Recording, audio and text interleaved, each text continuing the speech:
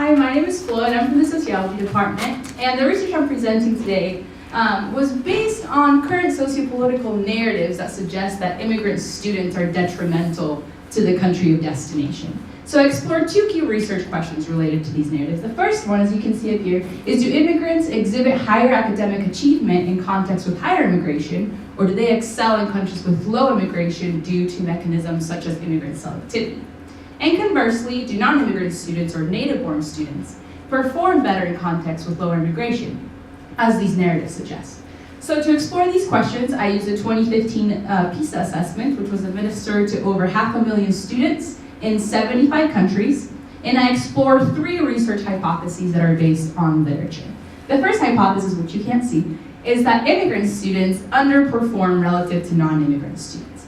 I could talk about the numbers all day, but I won't bore you with them. But when we isolate immigrant status, both first and second generation immigrants indeed do underperform, substantially by almost half a school year.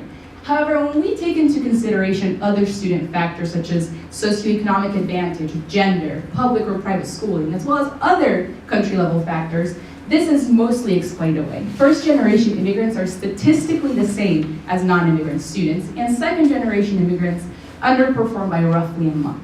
So this is mostly explained by other student factors.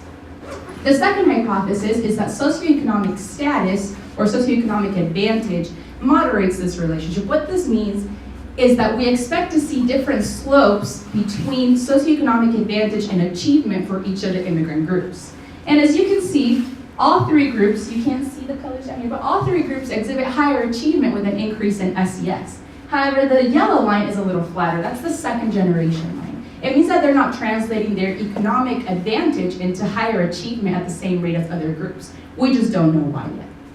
And lastly, and most closely related to the research questions, is the hypothesis that country-level foreign-born population, which is the fancy name for the percentage of a country that is made up of immigrants, moderates the effect of immigrant status and achievement. So again, it assumes that we expect to see different relationships between foreign-born population and achievement for each of the immigrant groups. And as you can see here again, all three groups exhibit higher academic achievement in context with higher immigration. The blue line, which is the flatter one here, is the native-born line. That might seem alarming, but really they're still performing better in context with higher immigration. They're just not benefiting as much as first and second generation immigrants.